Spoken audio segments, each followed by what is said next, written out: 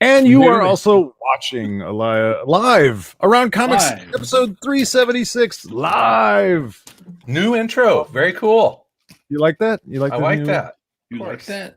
I did that a couple weeks ago. Yeah, I wanted something a little different for the YouTubes.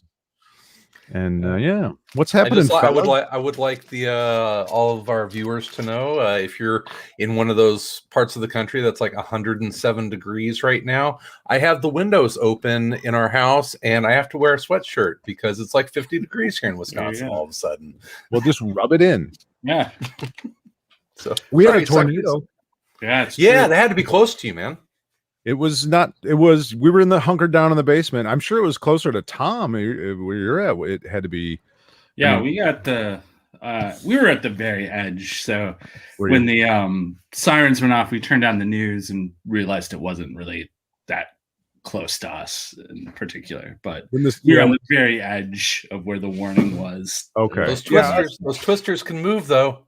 It was south of us, and we went down to the basement for a couple hours, and then it was like, oh, it seems like it's passed, and it never really did much by us. But Woodridge, which isn't too far, got hammered. A buddy of mine's dad's house got the roof taken off, and luckily, he was fine.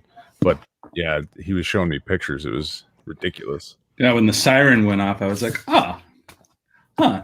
So it wasn't really that bad by us. And like my kid's like basketball hoop that gets knocked down constantly was still standing. So it was like couldn't even knock down. Couldn't knock it down. I was like, oh, what's going on? And then it's funny. I've come to realize that the weathermen and women are no different than the rest of cable news, where like and it's actually kind of worse now because when there is something, they're so excited they have something to talk about other than like normal weather that you could feel them getting sad when it started to pass. Like you could hear them. Yeah, well, I guess it's over. You know that the whole George Carlin bit on that, right? I probably have heard. Carlin does this great bit on weathermen, and he's just like, they got to drum this stuff up. It's like, oh man, in South Texas, we're expecting a rain event. He's like, well, fuck, I need to get tickets to that.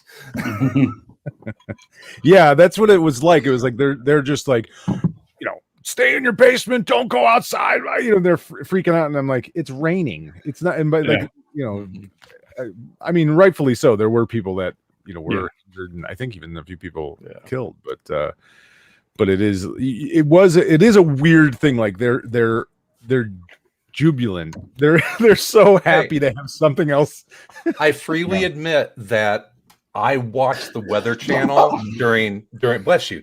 I watched the Weather Channel during hurricanes because it is entertaining as shit to see these reporters out there, getting whipped around, and then there's like, idiot guys running around with no shirts on, doing handstands in the street, It's awesome. With an American flag and a Roman candle. Yeah. Woo! Let's do this.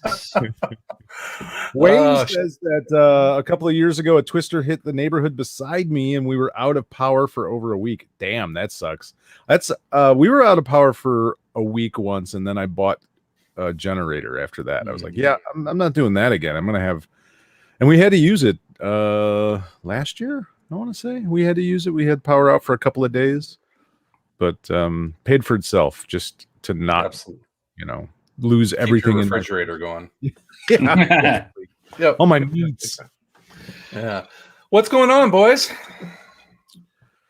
I'm tired. I'm sore. Yeah.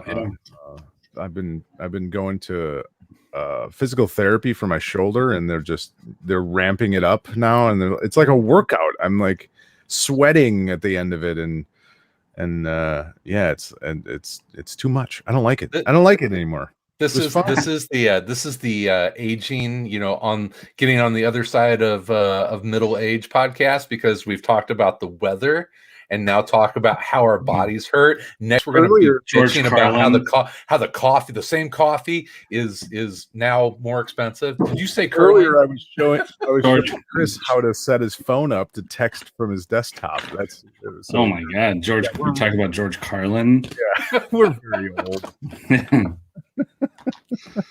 I have to. Well, okay. So I know we were supposed to be talking about the Legion, the book of the month, book of the season that I picked. The season, whatever, 9 months ago, however long it was ago, and we're not going to do that this week. We are going to eventually talk about that in correlation with another book, but I was sort of laughing at myself because in that I did read a lot of the issues of that. I haven't finished it yet, but I did read a lot, and I didn't like most of it. But I got to the Ditko ones with Paul Cooperberg, and they were basically Silver Age comics. And I'm like, oh, these are good. I like these. I'm like, oh my God, I'm so old. I've turned into that guy that only likes old comics.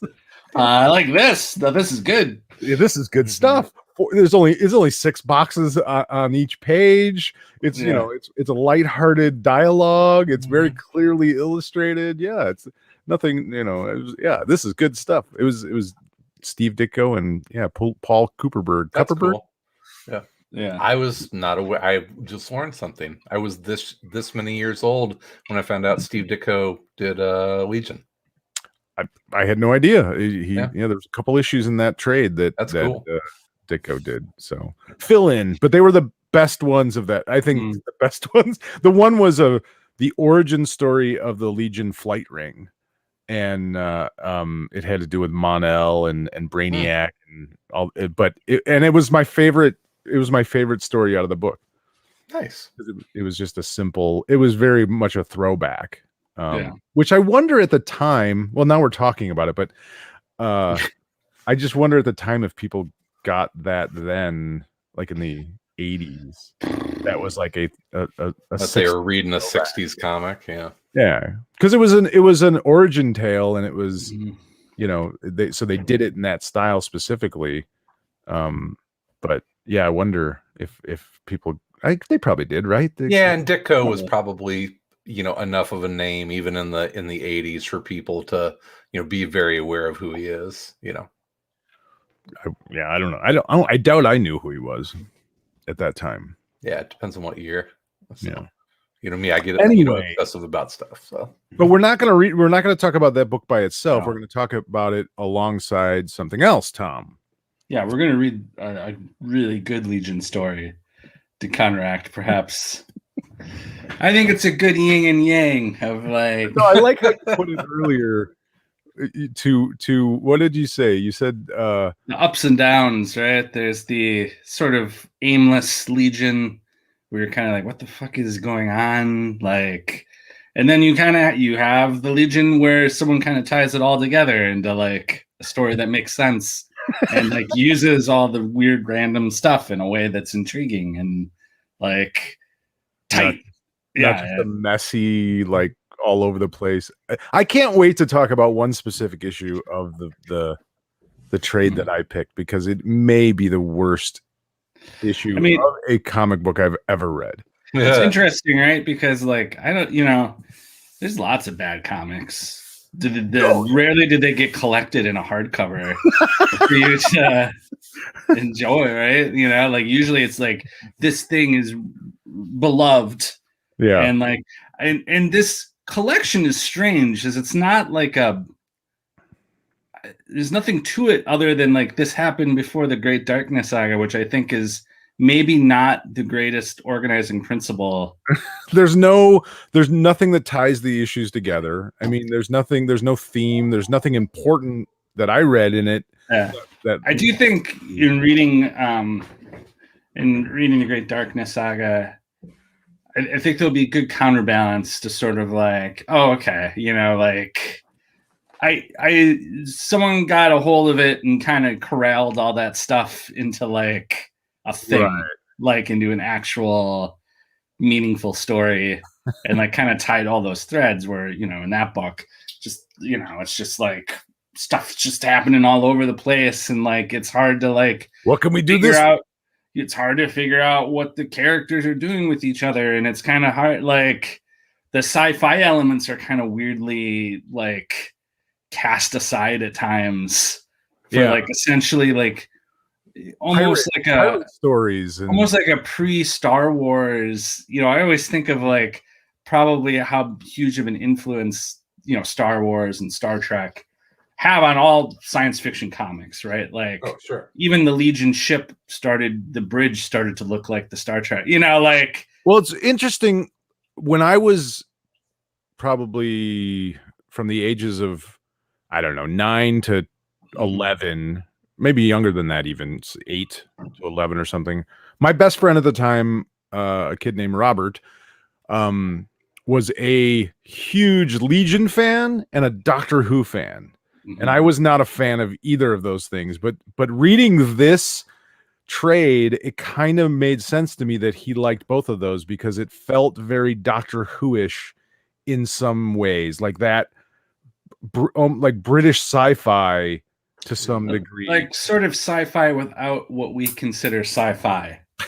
You know, like, to be honest, right? Like sort of like the trappings that we expect science fiction to have now. Right. You know, you can always argue about whether Star Wars is actually science fiction-y, you know. I mean, it definitely has elements of it, but you can definitely see, you know, at times Legion walking away from that element. It almost feels like you're starting. Now we're talking about the book, so we should just stop. Yeah, I know we're gonna ruin it. We're gonna ruin it. I think it'd be interesting to read it in comparison with something else that's rather famously great for tying all those things together into like. Right. Story. So in a few weeks we will do that. We'll talk a bit about. Yeah, I got mine around here somewhere. About the terrible trade that I picked, and then we'll talk about it's counterbalance. I think there's such it's a rare opportunity to be like, oh, okay, like here's all the messy version, and then here's like, oh, okay, someone.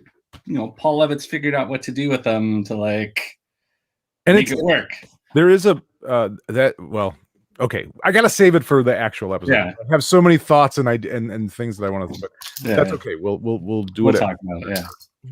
But this week, what the hell are we going to talk about now? Because I didn't. A neat little news. Legion fucking comics. Well, a neat little news story that I actually heard on the old NPR. Oh, so God, more aging white man radio here. I read it in the newspaper. We're really. I heard it on the National Public Radio that Heritage. Oh, let me see that. The hardcover. Hardcover. Oh, it's a big spoiler there. The great. Yeah, I mean, everyone. Well, no, he said we were going to talk about the great. I mean, yeah. Who's the bad guy? Yeah, of course. Well, I didn't know who the bad guy was, but now I know. I have never read this comic.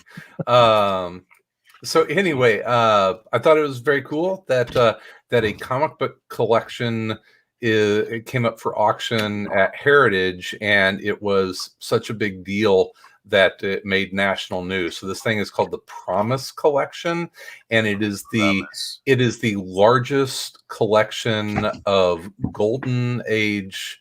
It's the largest collection of high grade Golden Age comics that has ever come up for auction. And I just saw like Phantom Lady number 17, which I forget why that is important, sold for almost $500,000. Holy shit! Crazy.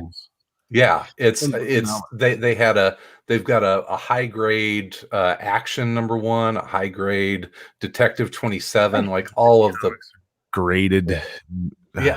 Well, whenever you see comics go, Detective Comics, I think sold for well over $1 million, and yeah, whenever it's $1 million investment, I understand the grading.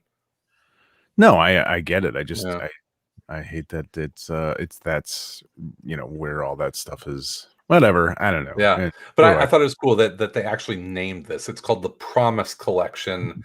What's It sounds like a shitty jewelry line. It does, doesn't it? Like Pandora, the Love Promise, Story Diamond. yeah, the Promise collection. Yeah, To be so- with you forever. The Promise. Oh my God, that's actually that was a Ellen. That was the name of Ellen's diamond jewelry line. I told you. That's hilarious. The That is Ellen hilarious. bridal set. Yeah. Love Story Diamonds, the Promise collection.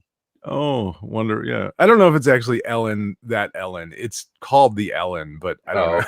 I don't think it's. It would be so good if it actually was, right? Yeah, that would be too funny. Yeah. Well, that's. I mean, yeah, That's neat. comics, Yeah. fictional art, all that stuff. It's insane. Fucking baseball cards are now huge again. Anything collectible. Everything is collectible. Anything. That's where we know we're really We're collecting things that don't even exist. yeah, this is true. You're right. Just whatever. Like, all right, there you go. You got there was an collectible. economist that came out and said that in a few years those will probably be worthless. And I was like, file that in there, things that we already knew were going to happen. Baseball cards are back, baby. Put them right next to your Beanie Babies. There's always a bursting bubble, right? At some point, but comic book art and that stuff has been going up for quite a long time. I mean, I don't know. I don't know that it's going to burst because it hasn't. I don't think it's actually bubbled. You know what I mean? Like, I don't think that it's actually rare. Yeah, they're actually rare and valuable, and they've just gradually keep going up in value as opposed to, like, you know, baseball cards or basketball cards from 1996.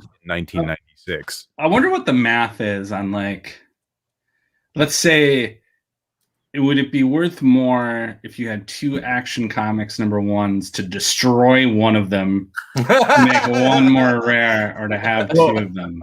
I mean, I think it would be the advertising value if you did it on, like, Twitch. You know what I mean? Like, you would get so many, you know. I always think about, like, someone must have done the math on that of, like, in the long term, if I destroy another copy, how much value does that add to my copy versus having it? I'm sure there's a mathematician that has figured out it's the Highlander. It's the Highlander. And there's a great story you could tell about someone who's going around destroying all the other copies of X-Force #1. Just blow torching them until there is only actually one left. You'd run out of gasoline. Oh my god! Just an endless. In the future, some robot the Earth is, like, smoldering. The only things left is cockroaches and old copies of X-Force #1, and it's destroying all the copies of it to raise the value of one polybagged one. I actually heard that one of those issues is actually pulling down pretty good money for on the collectibles market, not because of the comic, but because of the card in it. Oh, what card is in it? I think the Deadpool one. Oh my god! Yeah, the joke, and I think we've joked about for years. No, that's funny. Yeah, So you live long enough, you see yourself become the villain, right? You live long enough, X-Force and long enough. Not because of the comic at all, but because of the card. It has to be the right card. You live long enough, and eventually X-Force 1 becomes valuable. Yeah. Next up is Death of Superman. Yeah, Death of Superman. Eventually. I saw some weird. Speaking of, like, bizarrely rich people doing things, I saw something where there's, like, a movement. People want Jeff Bezos to buy the Mona Lisa and eat it. I have no idea what I was looking at. I didn't read into the story, but there's, like, some sort of pressure on Jeff Bezos to buy the Mona Lisa. And I'm like, why not? He's feeling it. He's feeling the pressure. I bet he's like. I also saw that there was, like, a petition with, like, 100,000 signatures or something that once Bezos goes into space, he has to stay there. I mean, that was a real news story. Once you leave, you're not welcome back. Can't come back. Oh boy. Oh. Yeah, comics. I get emails all the time from Heritage Auctions, and I'm like, I don't have that kind of money. I don't know who you think you're emailing. I think it's cool to look at them and see, some of the original art that there was a Winsor McKay animation cell that went up for auction today, I think. Here's a nice Arthur Adams Gumby Summer Fun Special #1, page 39, original art. Ooh. Only $240. Really? Very reasonable. Yeah, I mean, absolutely. It won't sell for that. Yeah. No. That'll sell for a couple grand because it's Art Adams. I don't think that page is going for a couple grand. Oh, does it have Gumby? It does not. It does have a silhouetted Gumby. It does kind of have Gumby and Pokey. Is it Pokey the horse? Yeah, Pokey's the horse. Yeah, I don't know if that's going for a couple grand. It's not. Maybe. Yeah. I'm not. I don't know. No. But the auctions are nice. Oh, actually, I did get an email from Eduardo Rizzo's son. It was a group email. Why were you in the group? He didn't reach out to me personally. He's acting, I think, as his dad's art dealer, and so if you go to, and I was like, oh, okay, so I went to the eduardorizzo.com, and his art pages are actually kind of reasonable. I might have to look at that. I mean, there's not anymore now that you've talked to the it's about to get the Around Comics bump. That's right. It's really nice 100 bullets pages for under $500. So there you go. Well, don't you have a page of his? It is over my shoulder. You don't have to show us. You could just say yes. Yes. Fine. Yeah, it's right. Thank you. Oh, right there. Oh my god. Yeah, I almost bought a prison scene. When we met him at Challengers. Yeah, and I had drinks with him. But I didn't, and I almost bought a page from him, but I didn't have any money at that time, so I was like, nah, I don't think I should do that, but maybe I should have. Yeah. Well, no way to know. Yep. We want to talk about something that we read? Yeah, if you have something, please do. Yes. Reckless. When we were, I don't know if it was during our ACTV episode this past week, which, by the way, we're through the first 4 episodes of Sweet Tooth, and we'll be doing episodes 5 and 6 this week, but you can only hear that if you're a patron. So hop over to patreon.com/aroundcomics and get all of that extra stuff. But I know it came up in conversation. Reckless. I think I saw it over your shoulder on your drawing table. It was here. It was volume 2, and I was like, oh, I haven't even read the first one. And you're just like, yeah, read it. It's really good. And so I did, and you were right. It's unsurprisingly fantastic. Yeah, it's not a shocker, right? Like Vigor and Sean Phillips kind of crime or it's not really a crime. I wouldn't say it's a crime story, but there's crime involved. Yeah. It's a PI story. It's right. If you want to boil it down, I mean, it's a PI, detective story. But it's Ethan. That's my only nit to pick on this is you could have just called it Reckless, and that didn't have to be his fucking name because but dude, this is. I mean, if you look at this first story, I mean, it's basically it's a TV show. You know what I mean? Like this absolutely. Is 50s or 60s. I mean, it's set in the 80s, but it's like it's a TV show. His name's Ethan Reckless. Like this is what this is. This is an 80. This is Beretta. His name was Beretta. Kojak and Kojak. It is a little silly that his fake name is more believable than his real name. Yeah, Donovan. Whatever his fake name is, like Donovan something, and it's like no, I'm Ethan Reckless. It's I loved it. It was. It was reading very much like the, your traditional, like you said, 70s, 80s PI story, which if it's done as well as this, that's great. I have no problem with that. It's entertaining in what it is. And then the last act of the book, probably the last, like 20 pages, it takes this really cool turn, both in the story and what you think about characters that have been, throughout the book. It's just so well done. Just really, really well done.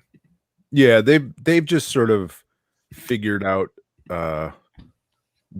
exactly the stories they want to tell. They've really figured out almost, I don't want to say formula, because it's not a formula, but it's just like they have zeroed in on what they want to do, and they keep nailing it over and over again. It's like, I love the hardcover format. I love this length of a comic. Like, it's the perfect length to me. It's not too long. It's a self-contained story, and it's going to have multiple volumes, so you're going to see this character come back. But it's like, this is a great length. I don't know what it's like, 150 pages or something. Yeah, I felt whenever I was done with it, I felt like I had just watched a really good 70s crime movie.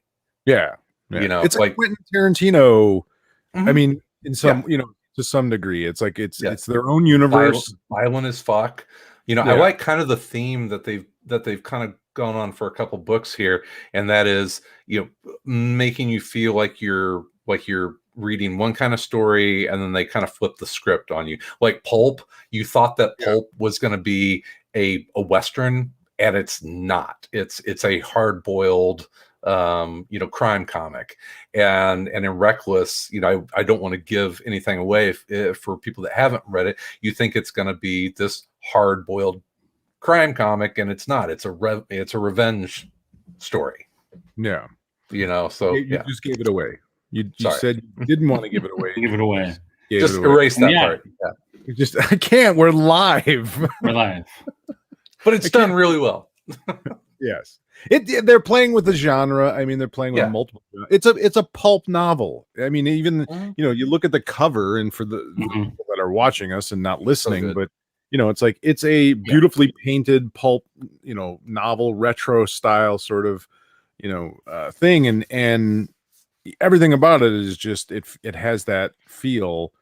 I think, like, now that I think about it, like, Ed Brubaker and Quentin Tarantino should be friends. Like, they're so similar in kind of the storytelling that they're doing, is taking those genres, taking multiple genres that they obviously love, noir and crime, and in this case, more of a detective, 70s sort of detective stories, and old TV shows and all that stuff, and kind of mashing it together in something unique and their own.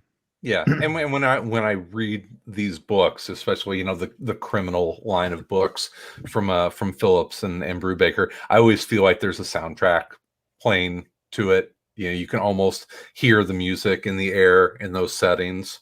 It's interesting that you say that. I was going to ask, because I didn't know, but they don't have traditional chapters necessarily, but there are chapter headings throughout the book, and the only one that I knew for sure was a song was the one Fortunate Son. But I was wondering, I'm like, are these all songs, like a chapter? But I don't think they are. They might be. No, and I don't think so, because there was another one that I forget what it was, but then it was Ohio by Crosby, Stills and Nash. It was not Ohio by Crosby, Stills, Nash. Yeah. Sometimes I was thinking maybe they were song lyrics or something. It's it's, and there, The Underground Woman, because that was referencing the Weather Underground. But yeah, I mean, we talk about Brubaker. I feel like we don't talk about Sean Phillips enough. And what a just amazing storyteller he is. And I was looking at a lot of his panels, and just how he was drawing people, and sometimes weird poses, but it's because I think he's drawing very cinematically. It's You just look at some of the poses that people are in, and it's just, in like natural move, like getting up off the couch and that kind of stuff. I think he's really wanting to capture that, almost cinematic feel. So neat stuff. I wouldn't be shocked if he uses a lot of TV and movie for reference, because I mean I think he's probably a reference heavy artist. To me, I mean his stuff looks like it is, not in a bad way at all, but just it doesn't have a there's not like fantastic proportions, or you know what I mean. It's not superhero art where everybody's jacked and it's not stretching physics to like. No, it's very realistic, and it looks like old movies and TV shows, and that a lot of the sort of blocking, and people wearing actual real clothes instead of like spandex. So that's, you look at how like clothes hang off of people in his art, and it's awesome. These are actually really good bathroom books too, because like you can read like after the bathroom and then be like, oh, okay, I'm gonna finish this later. This is I've said it before.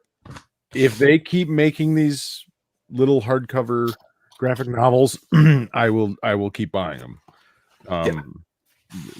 I'll buy every single one that they make, because it's just super good stuff. Yep, super good. Wayne says he's not going to read it now since you ruined the end. Oh, come on, not spoiled. It's our number one Jesus Christ, video viewer. Our number I one. ran another one off. Thanks a lot. Much info. Thanks, Chris. But yeah, I'm reading the second one of the volume 2, and it's just as good as Ethan Reckless's adventures continue. Yeah. Come on, man. That's an awesome Ethan Reckless. That's you got to just go with that. Great name. Terrible.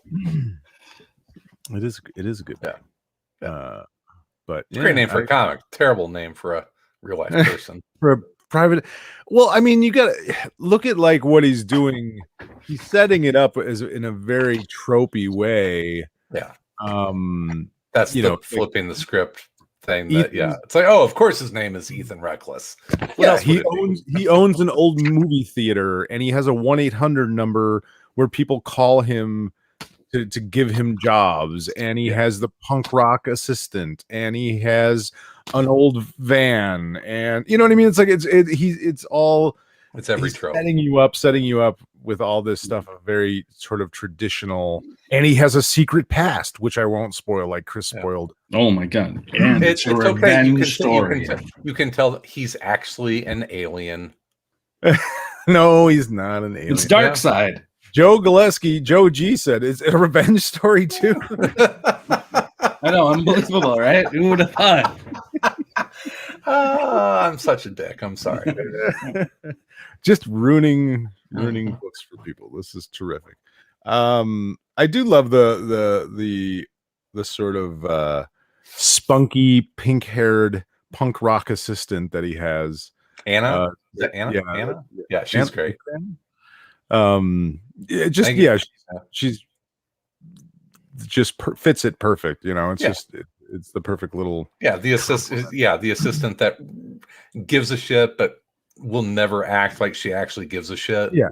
And kind of keeps him in check a little bit, and gives him a lot of shit, and Joe G said it's like one name: Reckless, Cher, Sting, Rockford.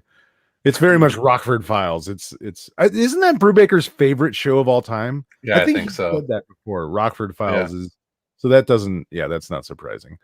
I'm sorry, I keep coughing. I'm phlegmy for some reason. I'm an old man. I'm an old Jewish guy. Oh, look, the vaults.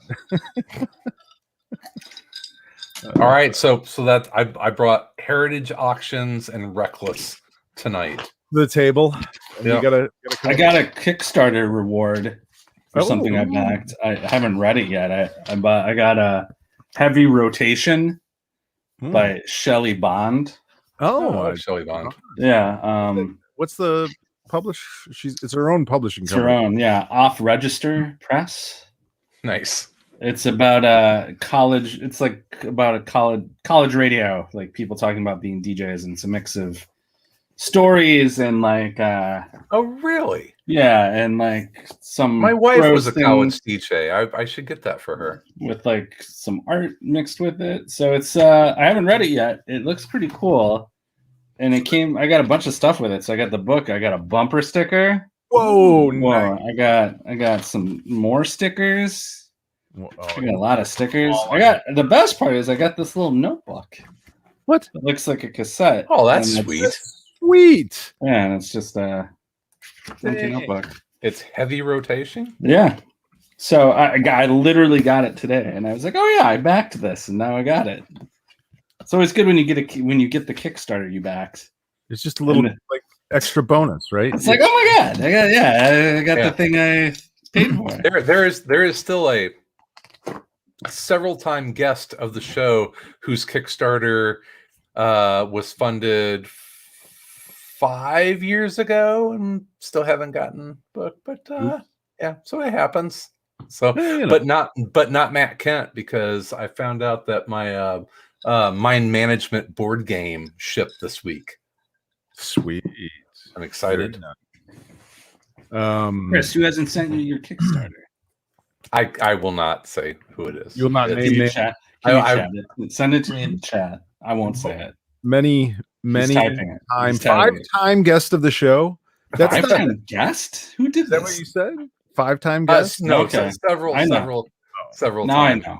Now I know. Okay. That son of a wink. That son of a bitch.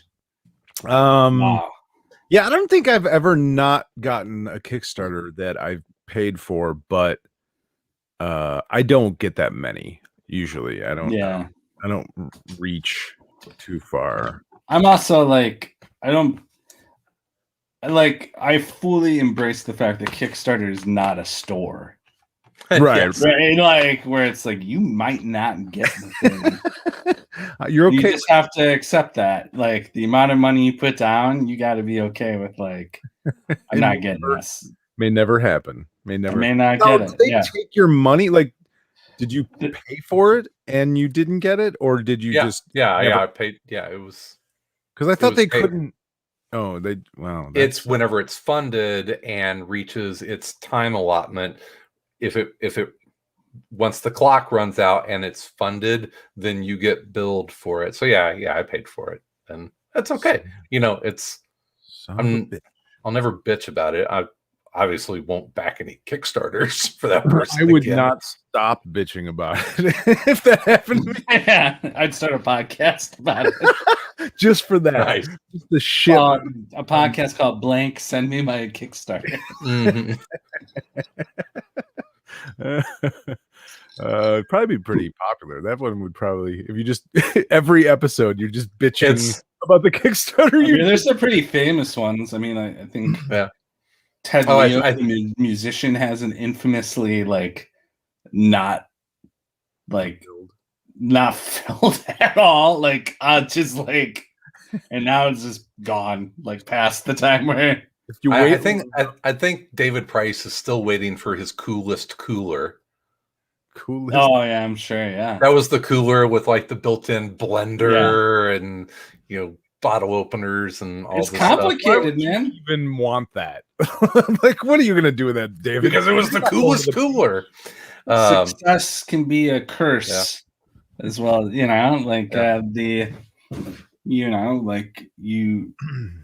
You bite off more than you can chew. It can be tough to you don't know what you're doing. Not everyone is Ryan Brown, who apparently is the best Kickstarter comic book guy. He just figured it out. Yeah, he keeps killing them. Mm-hmm. I told him he should quit the comic book biz and become a Kickstarter consultant. He'd probably do all right at it. Yeah. I'm sure there are other people that would be more than happy to give him a fee to help with theirs. Yeah, because he's serious. I know a lot of people go to him for help, and because he knows how to run them so well. Help me Ryan Brown, please. He should do a masterclass on Yeah. I bet you would do Kickstarter great. masterclass. Ryan Brown's masterclass. Running a Kickstarter. How to get people to give you money. I saw, speaking of masterclass, I saw LeVar Burton is doing a masterclass on storytelling. And I'm like, has LeVar Burton written anything? He's actually going to talk about reading stories, telling you stories.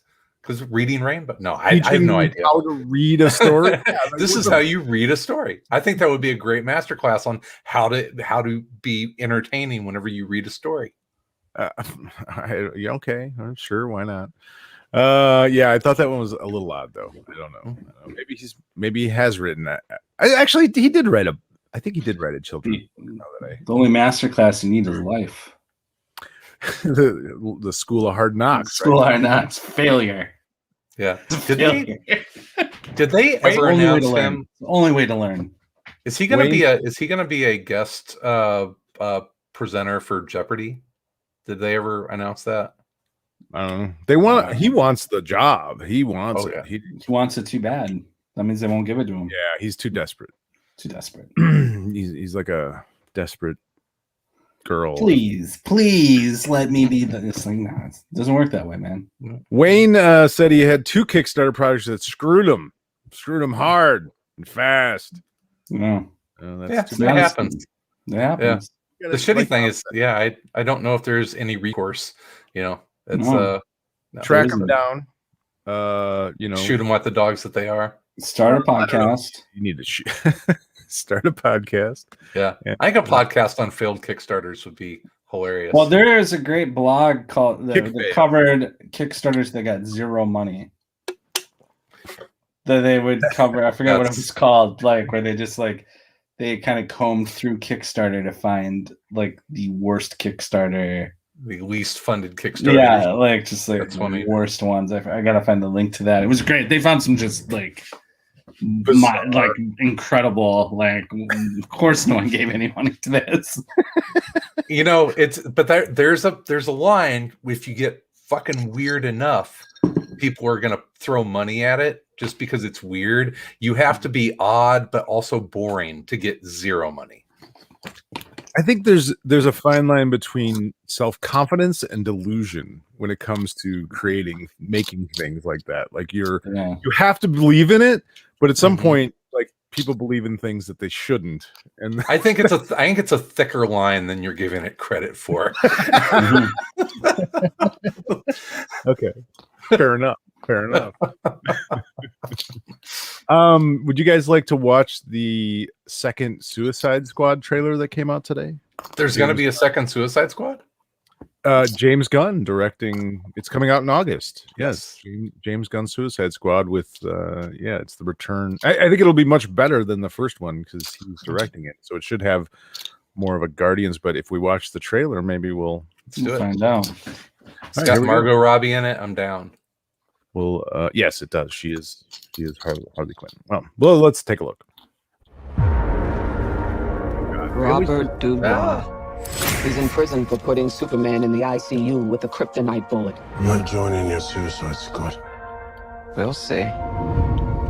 My court date is coming up. Oh, they broke out the titular line right away. What's it in my door? Everyone stand down. Miss Waller, I don't stand down! The wall says chill out. I wouldn't take such extreme measures if this mission went more important than you could possibly imagine. Are you in or out? Good. Let's meet your team. You didn't really. It's okay, I'm not okay. Each member is chosen for his or her own completely unique set of abilities. I need to feel the raindrops on my head. Hey guys, sorry I'm late. Had to go number 2. Good to know. Is this thing a dog? A dog? What kind of dog are you thinking he's mate? I'm gonna go with Afghan Hound. Oh my god, is it a werewolf? Yo, they sent me next to a werewolf! Yo, let me out! Hey, he's not a werewolf, okay? He's a weasel. He's harmless. I mean, he's not harmless. He's killed 27 children, but, you know. Your mission is to destroy every trace of something known only as Project Starfish. Any questions? There you go. Starfish is a slang term for a butthole. If there's any connection? No. No. All right. Let's get it. This is suicide. Well, that's kind of our thing. I'm a superhero!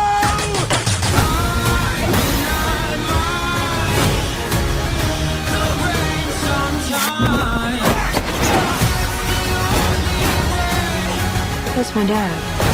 I want to get you out of real life. I'm going to get you out of here alone. They both die.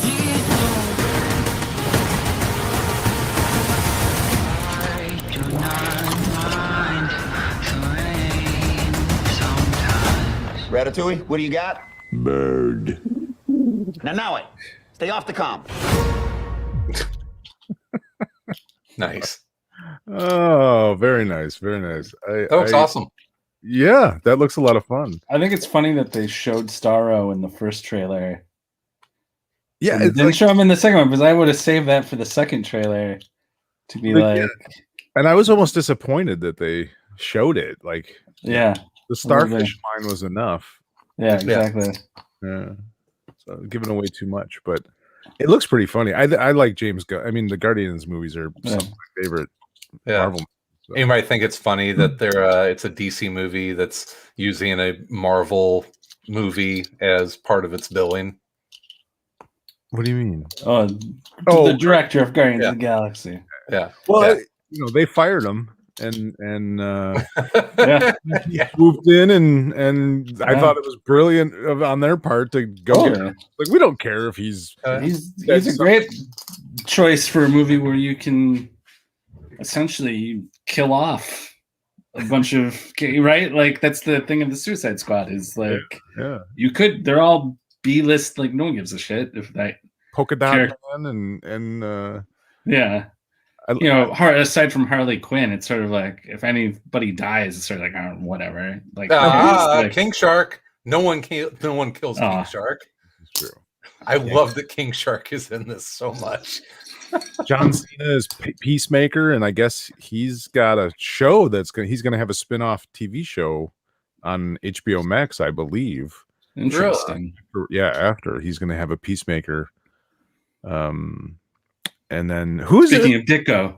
Speaking of Dick, Is that a Charlton? Oh, it's the comedian. Fuck, it's the comedian. Yeah, right. Peacemaker believes in peace so much that he uses violence to achieve it. Yeah. That's it's just an insane idea, but there you go. That's it. But it's perfect for James. I'm right. That's right. Yeah, but that is the character that comedian was based on, right? In Watchmen. Yeah. Okay. Who is Idris Elba playing? Deadshot. Deadshot. Well, no, that was Will Smith. Yeah, Will Smith's gone, man. But they're just replacing him with Idris Elba. Yeah, I'm not mad about that. Yeah. Idris Elba's awesome. Better actor. Yeah, and I love Will Smith, but I mean, come on, it's Idris Elba. Oh God, what was his name in The Wire? Stringer Bell. Stringer Bell. Thank you. Was it? Oh yeah. Yeah, he was Stringer Bell. I'm just here to remember names, guys. He was British until I saw Luther, and I'm like, wait, this guy's British? Wait a second, he's one of those hidden British people, right? The sneaky Brits. They're always coming over here and pretending they're. Wait a second. Yeah. Who's the Welsh one? Batman. Oh my God, guys! The Welsh Batman. What? Christian Bale. Christian Bale. He's from Wales, right? It's like I'm hanging out with my fucking parents.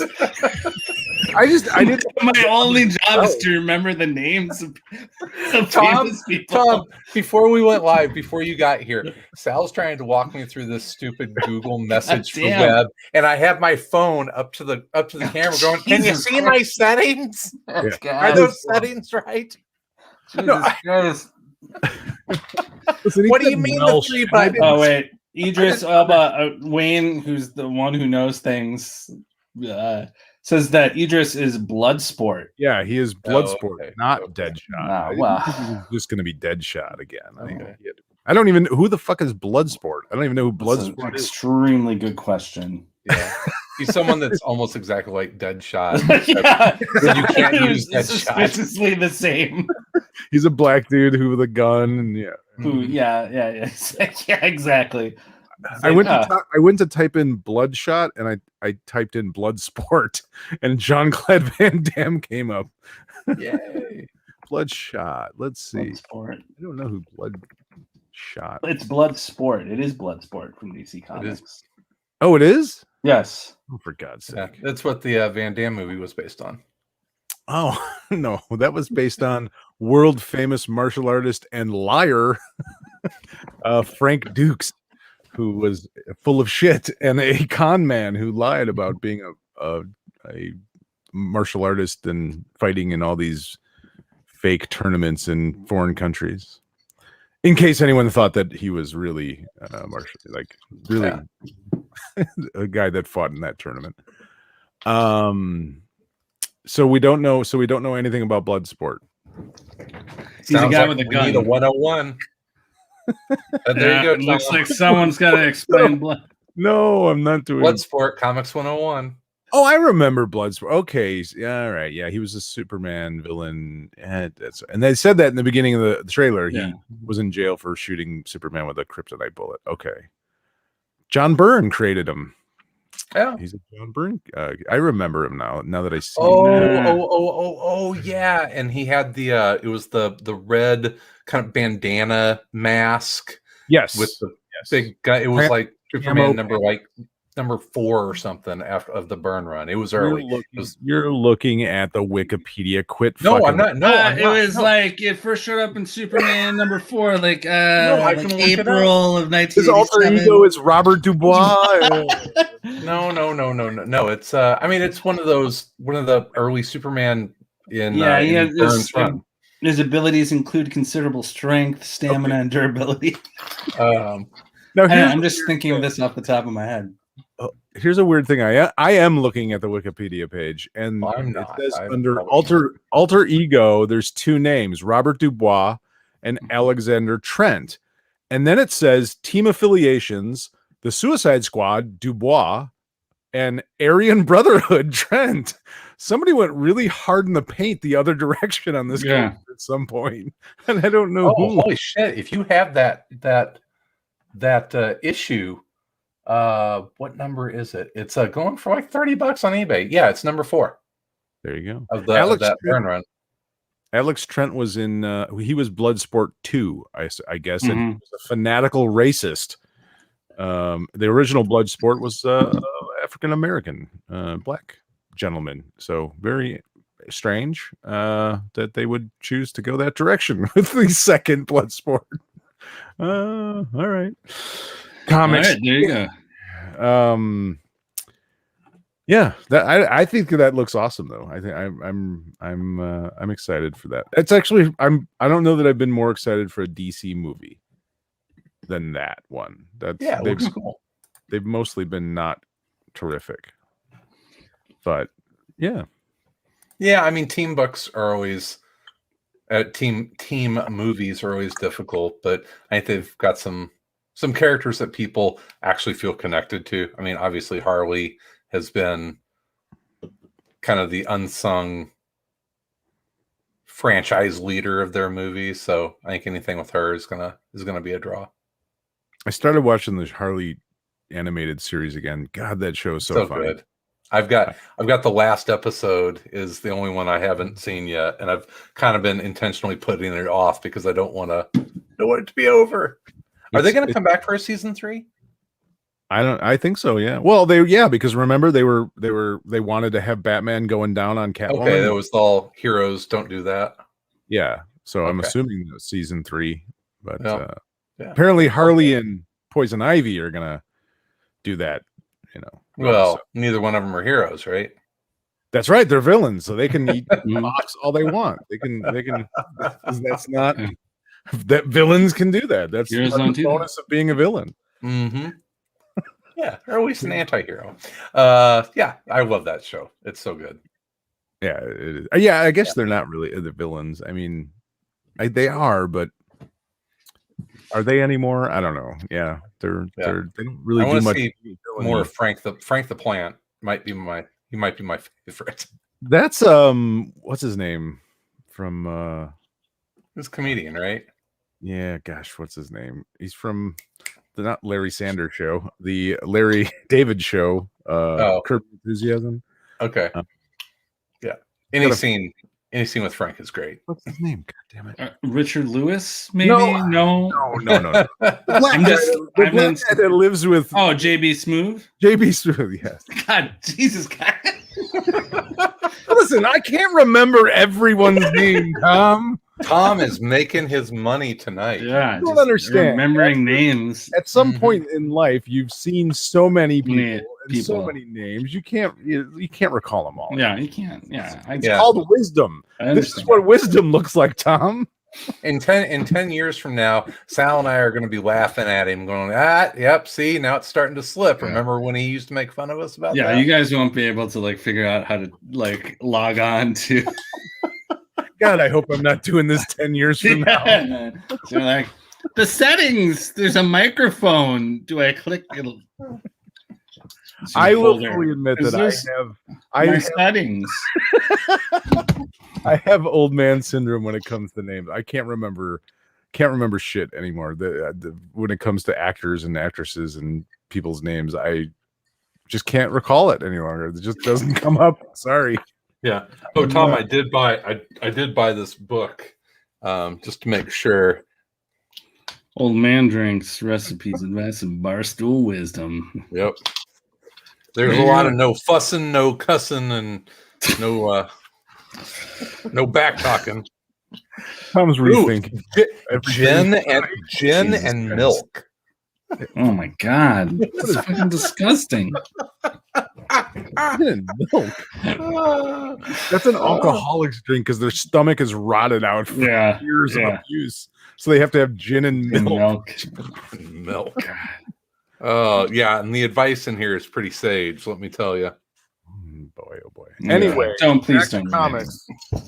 I've been trying to reread Sandman since they announced the TV show that's coming out soon. I want to try and reread as much of it as I can before the first season. I'm really looking forward to it. But Chris, we were talking about this before, and I think I agreed with you at the time that are some of the, it's hard to get through some of those stories, at least the initial. Yeah. But I thought for some reason I thought the art was worse. Yeah, it was the curse of the British. No, but it's artist. It's good. It's not. Yeah. No, it's not. I mean, it's. I'm not going to pick the name. Taliban. I'm not going to. Is it Taliban? No. Let me look it up. Yeah, that guy. It's no, it's not that guy. It's Dave McKean does covers, and then it's Sam Keith and Mike Driggenberg. Mike Driggenberg, admittedly, I don't know what else he's done, but it's not bad at all. It's not nearly as. It's better than I kind of remembered it being. But it really, that story. I think that story doesn't start to really get going until after Morpheus gets his stuff back and resumes being the king. That initial story of him, getting or losing, being captured and losing his tools, and then going back and sort of getting revenge on his captors and getting his stuff back and getting the dreamland back is good, but it's almost like there's so much exposition and so much world sort of explaining and world building that he's doing that the story sort of suffers. But then once he kind of gets past that and just starts, he has the ability to kind of do whatever the hell he wants. He can go anywhere. It's about dreams. It's a guy who, he's able to,